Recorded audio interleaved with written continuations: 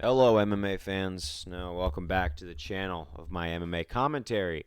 Now, what I want to talk about here is TJ Dillashaw's redemption because he's fighting Aljamain Sterling, Battle of the Unlikable Champions. One put on a massive Oscar performance, and the other was using roids of some sort. I'm not going to name them specifically. I think they were PEDs, but they're only an injectable format, which is a little rough around the edges, so to speak. It doesn't look good. And yes, it does put a lot of his career in question. But can I ask an honest question? And I know Nate Diaz has brought this to the attention. Everyone's on steroids. I think in the professional sport of MMA, a lot of people are using some sort of performance enhancer. And it's not even to be jaded or sound like a pessimist, but a lot of people cheat. A lot of people cut corners in life. So in professional sports, it does not surprise me if professional athletes get popped for steroids. Only because you look at high status people, I could probably 70% guarantee you that they have done something really bad to be in that position. It's human nature.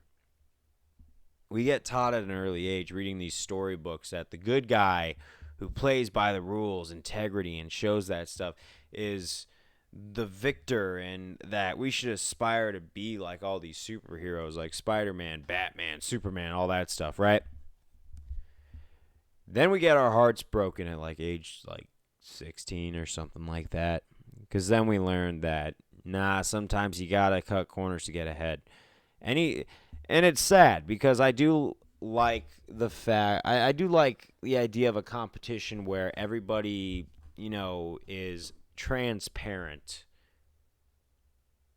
and wants to play by the rules. And maybe there's not just me who wants that. But you see how many people play petty, don't play by the rules, or play within the rules and just, maybe pull a smart move, right? Like a lot of people could look at Askren versus Masvidal and say, man, that was a fluke. Maybe. Maybe he could have missed that knee, but he was playing within the rules. Was it a pretty crazy trick? It was pretty funny, but that's the kind of stuff that gets memes. That's the kind of stuff that gets remembered in our human history, and it's just the human condition. Now, do I always agree with playing dirty?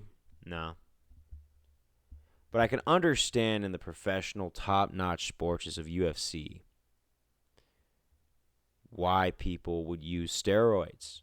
And he's not the only person who's ever tested positive for these things. This happens a lot. A lot of the guys on top have taken steroids. It's just a known fact. They pop all the time. And in a combat sport, it's super, super likely. Maybe even in the amateur divisions, there's people who are taking steroids. But that just comes to show it is in our nature. Because I think a lot of people just kind of read Sun Tzu and say, don't outfight your opponent. Outthink them by taking steroids. And I want to close this video off with all forgiveness for TJ. I will be rooting in your corner, dude. No, I'm not going to be rooting in your corner. I'm not in your corner. I don't know anything about high-level MMA, but I will be watching from the TV vicariously, wanting you to get that belt back because you deserve a second chance. Everyone does.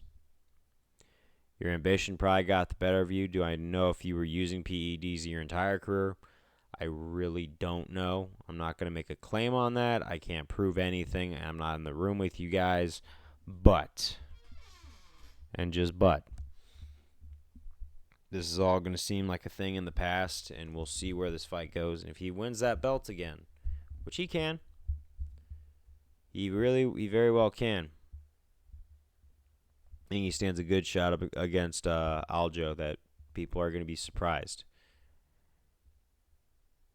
But I like a good redemption story. Thank you guys very much for the video. Dillashaw, I'll be rooting for you. Peace.